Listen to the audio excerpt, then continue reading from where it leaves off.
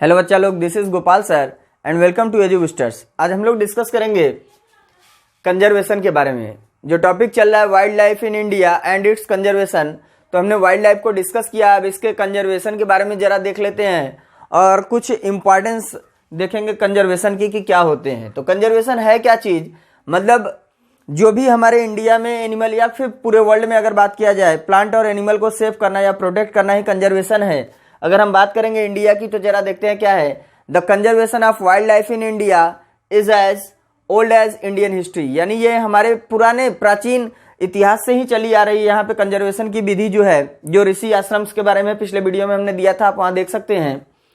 Then conservation is promoted the protection of plant and animal. ये promote किया गया conservation किसके लिए?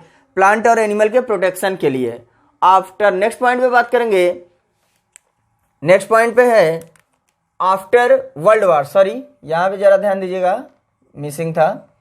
आफ्टर वर्ल्ड वार सेकेंड, यानी वर्ल्ड वार सेकेंड के बाद जो प्रॉब्लम हुई थी, and during the transfer of power and partition, यानी जब देश इधर से उधर बंटना शुरू हो गया था, डिवाइडर होने लगा चारों तरफ, तो पोचर्स जो शिकारी थे, किल्ड करने वाले, वो सब क्या किए कि किलिंग करना शुरू कर दिए एनिमल का और डैमेज करना शुरू कर दिया इनके हैबिटेट को।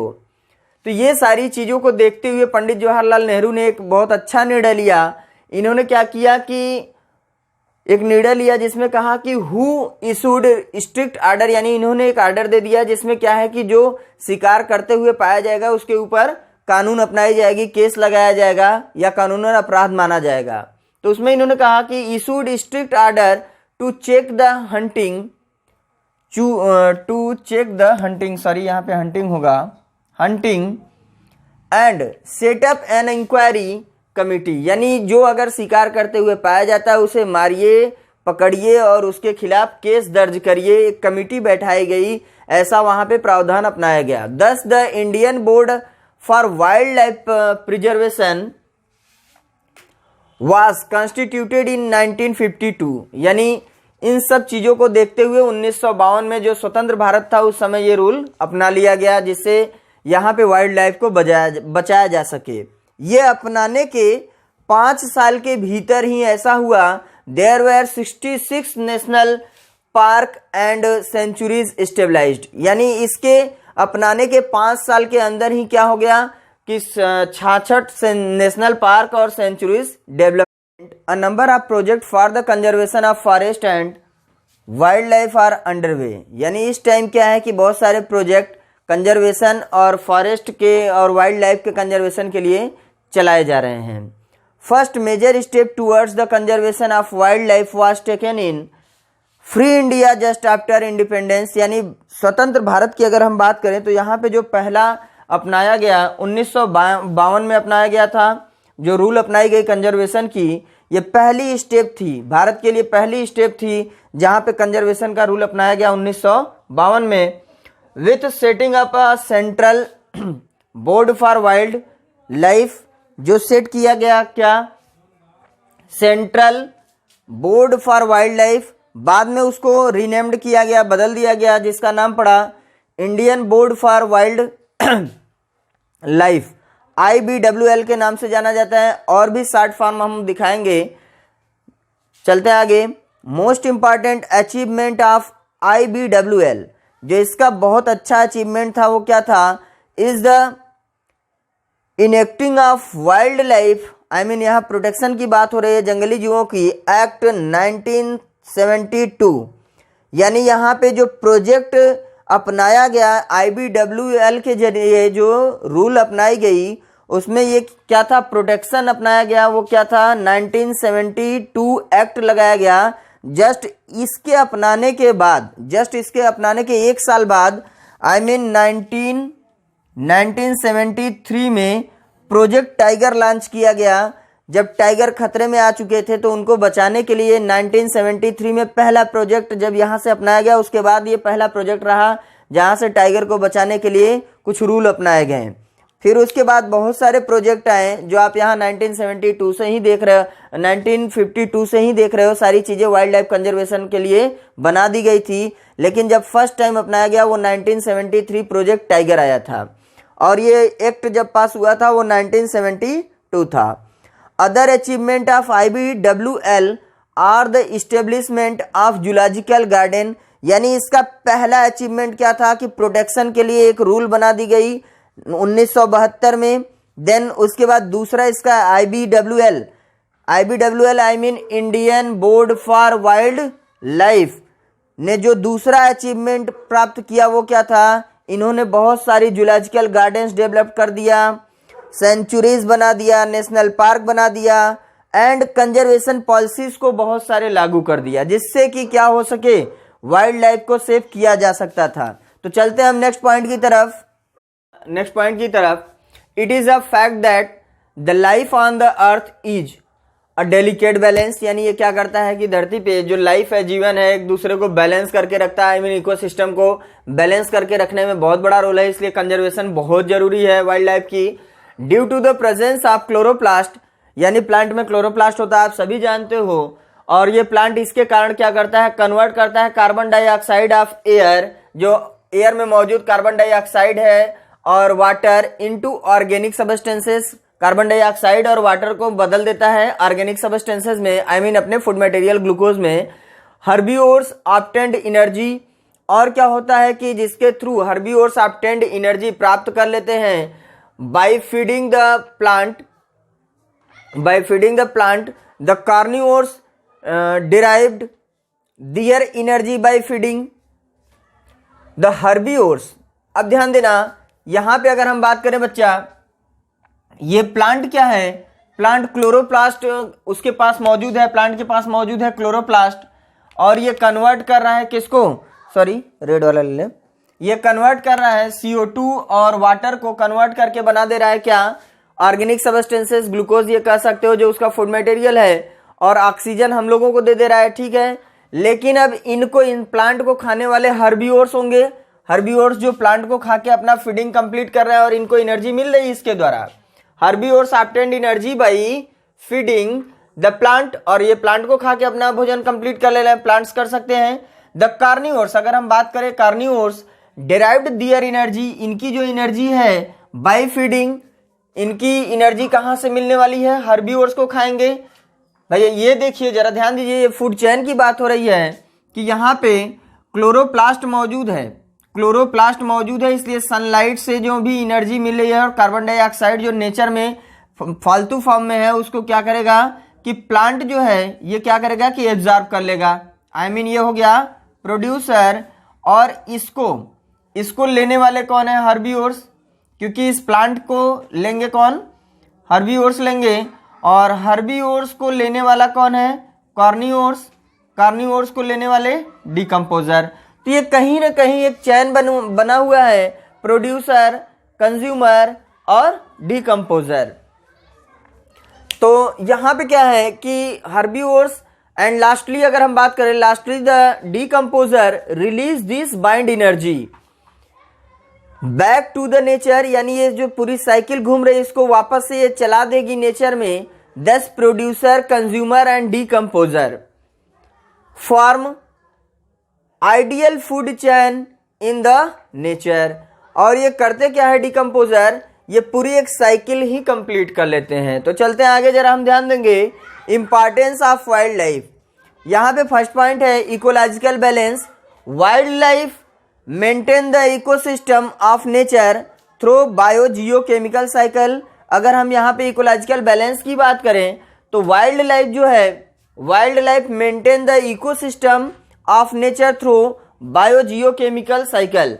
ये बायो जियोकेमिकल साइकिल और फूड चेन जो अभी हमने यहाँ पे पढ़ा कि एक दूसरे के ऊपर डिपेंड होते हैं, इसके द्वारा कहीं ना कहीं इकोलॉजिकल बैलेंस बना रहता है। अगर हम यहाँ से एक कड़ी यहाँ से इसको अगर गायब कर दें तो सारे सिस्टम ही बिगड़ जाएंगे। अगर मान लो हम कुछ नहीं, प्लांट ही गायब कर दें तो सब कुछ गायब हो जाएगा। तो ऐसा चीज जानना जरूरी है कि हमको कंजर्व करने से क्या फायदे हैं, इंपॉर्टेंस या नीड क्या है। अगर हमको नहीं समझाया गया या नहीं मालूम है कि कंजर्वेशन करने से क्या फायदा है, तो हम यूं ही प्लांट और एनिमल को डिस्ट्रॉय करते चले जाएंगे। इस वजह से कहीं ना कहीं कंजर्वेशन का बहुत बड़ा रोल है कि हमको कंजर्व करना चाहिए अपने प्लांट, एनिमल, यहाँ तक कि वाटर को भी कंजर्व करना चाहिए। नेक्स्ट है plantation, it help in increase rainfall. अगर यहाँ पे कंजर्वेशन में हम ध्यान दें कि प्लांटेशन भी जरूरी है, वृक्षारोपण होना चाहिए। It help in increase rainfall, ये बढ़ाता है बारिश को। इंक्रीज फ्लो ऑफ H2O, यानी पानी को बढ़ाता है, फ्लो ऑफ H2O। फिर डिक्रीज पॉल्यूशन, ये पॉल्यूशन को घटाता है, पॉल्यूशन नहीं ना बढ़ने देगा। प्लांट अगर आप ज्यादा लगाओगे तो पॉल्यूशन कहाँ बढ़ेगा। एंड प्रिवेंट सॉइल इरोशन, और क्या होता है, मिट्टी के कटाव को, बहाव को कहीं ना कहीं ये रोकता है। फिर डोमेस्टिकेशन, देन है डोमेस्टिकेशन, जितने एनिमल होते हैं उनको पालना जरूरी होता है। बहुत सारे एनिमल ऐसे हैं जिनको पाला जाता है अपने बिजनेस पर्पज से। All animals which are domesticated and cultivated, लगभग एनिमल क्या है, पाले ही जाते हैं बिजनेस पर्पज से। Plant derived from wildlife ancestor, और जो हम लोग अपने पहले से ही, प्राचीन से ही इनको जानते आ रहे हैं कि इनको पाला जाता है, वृक्षों को लगाया जाता है। 90% of would plant on 90% of would plant originated, ध्यान देना, सॉरी बच्चा, हमको लग रहा है कि हम ज्यादा फास्ट लिखने के चक्कर में थोड़ा सा मिस किए हैं। Originated from the wild life, यानी 90% वुड जो है ये ओरिजिनेट होता है भैया प्लांट से ही तो होगा, वाइल्ड लाइफ, जंगली जीवन से हमको मिलेगा। देन हम बात करेंगे economical use of wild life. जो इकोनॉमिकल यूजेस हैं वाइल्ड लाइफ की क्या हैं, हमको यहाँ से ईंधन प्राप्त होता है। और ईंधन कहोगे तो पहले प्लांट काटने की बात आ गई, नहीं, वहाँ सूखे भी प्लांट होते हैं जो सूख जाते हैं, तो वहाँ से ईंधन मिलता है। इनसे रबर मिलता है, रेजिन मिलता है, प्लांट से गम्स मिलते हैं, नेचुरल टिम्बर है, नेचुरल रबर है, गम्स है, एसेंशियल ऑयल है, मेनी ड्रग्स, बहुत सारे ड्रग्स, सिल्क है, लैक है, हनी है, और ऑब्टेन्ड बाई वाइल्ड लाइफ, यहाँ से हमको प्राप्त होते हैं। चलते हैं हम बच्चा नेक्स्ट पॉइंट की तरफ। जरा हम देख लेते हैं कि जो कंजर्वेशन है, वाइल्ड लाइफ कंजर्वेशन कैसे देखा जा सकता है या कैसे बताया जा सकता है। वाइल्ड, लास्ट तक बने रहिएगा प्लीज, बहुत इंटरेस्टिंग यहाँ पे पॉइंट है, इसको हम डिस्कस करेंगे। वाइल्ड लाइफ कंजर्वेशन,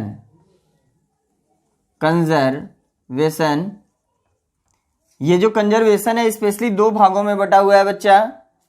यहाँ पे हम देखेंगे, एक है in situ conservation, in situ conservation, in situ conservation है, और दूसरे पे आता है एक्स सीटू कंजर्वेशन। देखो बेटा, पहले ही आपको एक चीज हम क्लियर कर दें, इन का मतलब हुआ में, एक्स का मतलब हुआ, ठीक। जैसे अब ध्यान देना, हम लोग अगर बात करें इन सीटू कंजर्वेशन और एक्स सीटू कंजर्वेशन की, तो क्या है कि इन सीटू कंजर्वेशन का मतलब उनको उनके स्थान पे वैसा ही सारा फैसिलिटीज दे देना। एक्स सीटू कंजर्वेशन उनको उनके वास से उठा के लाना और वैसी फैसिलिटी प्रोवाइड करना। नहीं समझ में आया? फिर से ध्यान दीजिएगा कि हम किसी भी एनिमल को जाके उसके ही वातावरण में जहां वो रहता हो बिना डिस्टर्ब किए सारी फैसिलिटीज प्रोवाइड कर दें, वो उनका होता है इन सीटू कंजर्वेशन। और ऐसा कंजर्वेशन जो एक्स सीटू है उसमें क्या होगा, उनको उनके वातावरण से उठा के लाएं, हमारे द्वारा जो वातावरण तैयार किया गया उनके लिए वहां रखें, वो है एक्स सीटू कंजर्वेशन। अभी नहीं समझ में आया? एक है जंगल में जाके उनकी प्रक्रियाओं को पूरा करना, एक है जंगल के बाहर लाके जंगल जैसे वातावरण बना के उनको सारी फैसिलिटी प्रोवाइड करना। क्लियर? तो चलते हैं, जरा हम इसको देखते हैं, in situ conservation, ex situ conservation. Clear हो गया होगा बच्चा? तो यहां पे जो बात होती है इन सीटू कंजर्वेशन में तीन आते हैं। एक होता है नेशनल पार्क, नेशनल पार्क यहां पे आता है। यहां पे नेशनल पार्क है जो स्टार्ट किया गया था 1936 से नेशनल पार्क की बात हुई थी। और सबसे पहला नेशनल पार्क कौन सा है? Jim Corbett. और जिम कार्बेट को हेली बोला गया, और ये नाम पे जिम कार्बेट के ही नाम पे ये पड़ा था, और हेली के नाम पे हेली पड़ा था। तो हेली पहले था, फिर रामगंगा हुआ, उसके बाद इसको जिम कार्बेट कर दिया गया, जो कहाँ पे है? उत्तराखंड में है। देन अगर हम बात करें, इसके बाद है sanctuaries, wildlife sanctuaries, wildlife sanctuaries, wildlife sanctuaries. जरा ध्यान दीजिएगा, आप लोग प्लीज हमारे वीडियो पे बने रहें। और यहाँ पे जो हम अभी क्लासेस दे रहे हैं बच्चा, इसके जस्ट बाद हम आपको ये बताएंगे कि सबसे बड़ा नेशनल पार्क इंडिया में कौन सा है, सबसे छोटा नेशनल पार्क कौन सा है, और कौन से नेशनल पार्क की क्या खासियत है, कितने नेशनल पार्क है, प्रोजेक्ट के बारे में हम डिस्कस करेंगे। हमने पहले ही बोल दिया ये सारी वीडियो न कि बीएससी, इंटर, ये किसके लेवल पे है, सिविल सर्विस के, एसएससी, बैंक, रेलवे, सारे लेवल पे हमने इसको प्रिपेयर किया है बच्चा। और यहाँ पे हमने बहुत सारा मैटर देने की कोशिश की है, सबको हमने एक जगह से दूसरे जगह से कैसे भी कलेक्ट करके ही बनाया है ये नोट्स। इस वजह से हमारा वीडियो भी देने में थोड़ा लेट हुआ था। तो चलते हैं यहाँ पे, हम जरा देखते हैं आगे। तीसरे पे आता है biosphere reserve. Biosphere reserve, biosphere reserve. जरा हम आगे बात करते हैं एक्स-सिटू कंजर्वेशन की। तो एक्स-सिटू कंजर्वेशन में क्या क्या है बच्चा, यहां पे है क्या, सॉरी, जीन बैंक, पहले है सीड बैंक। सीड बैंक, जो सीड का कंजर्वेशन किया जाता है उनको वहां पे नहीं ना छोड़ा जाता। सीड, जैसे हम फसलों की ही बात कर ले, छोड़ो, वहां पे फसल में अगर सीड होता है तो क्या हम सीड को खेत में छोड़ देते हैं उनके इन्वायरमेंट में कि बारिश हो, वैसा इन्वायरमेंट है और वो फिर वहीं पे ग्रोथ करें? नहीं, सीड को हम अपने घर पे लाते हैं, अपने घरों में किसी डब्बे में रखते हैं, तो एक बैंक बना लेते हैं ना। तो सीड बैंक के पर्पज आपको समझ में आए होंगे कि उनको उनके वातावरण में हम नहीं छोड़ते, हमारे द्वारा जो वातावरण उनके लिए बनाए गए हैं उसमें हम रखेंगे, जिसमें वो सेफ रहेंगे।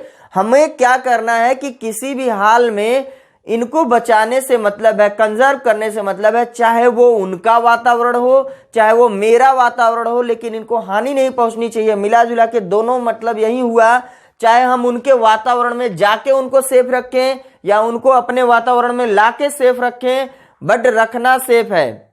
ये ध्यान देना कि यहां हमको कंजर्वेशन स्टडी करनी है फॉर वाइल्ड लाइफ, चाहे वो एनिमल हो या प्लांट हो, सबको हमें सेफ रखने की बात हो रही है। तो यहां हम यही डिस्कस कर रहे हैं बेटा कि इन सीटू में हम इसके अंदर जाके सेव किए, जंगल में हम जाके इन सारी फैसिलिटीज को प्रोवाइड किए, like national park, wild life, biosphere, ये सारी चीजें। लेकिन जब हम एक्स-सिटू कंजर्वेशन की बात करेंगे, सीड बैंक है, gene bank, sorry, gene bank, gene bank है, जीन बैंक के बाद बॉटनिकल गार्डन, बोटेनिकल गार्डन। भाई ये बताओ, ये क्या पैदाइशी वहां पे बना बनाया था जहां पे आप जाते हो बॉटनिकल गार्डन में घूमने? नहीं, ये बनाया जाता है जू, चिड़ियाघर, क्या वो बना बनाया ही था वहां जहां आप घूमने गए हो कहीं? नहीं, ये बाद में बनाया जाता है। एनिमल जो खतरे में होते हैं उनको उठा के लाया जाता है, ऐसे वातावरण को बनाया जाता है, वहां पे इनको सेफ किया जाता है, इनकी प्रजाति को बचाने के लिए ऐसे कदम उठाए गए हैं। तो बच्चा, अगर ये वीडियो आप लोगों को अच्छा लगा हो तो प्लीज लाइक का बटन बनता है तो बना देना, और शेयर जितना करना है करो प्लीज। गारंटी के साथ बोल रहे हैं कि हम एग्जाम से पहले हमने कहा है तो हम पूरा क्लास कंप्लीट करेंगे बच्चा। और हम फिर रफ्तार में आ चुके हैं अपने, क्योंकि हम पीछे क्लासेस स्लो कर चुके थे, अभी हम एकदम फ्री हैं, तो हम थोड़ा सा क्लासेस रिदम पे लाने की कोशिश करेंगे बच्चा। थोड़ा सा प्रॉब्लम हो रहा है क्योंकि बहुत सारे नोट को कलेक्ट करना पड़ता है और अपनी भी कुछ मैटर है जो बनानी पड़ती है, इस वजह से थोड़ी सी स्लो हो रही है, लेकिन हमारी कोशिश रहेगी कि आप सबको हम वीडियो दें। प्लीज सब्सक्राइब करिए और जितने लोगों को भेज सकते हैं शेयर करिए। Thank you for watching my video. Like दबा दीजिएगा।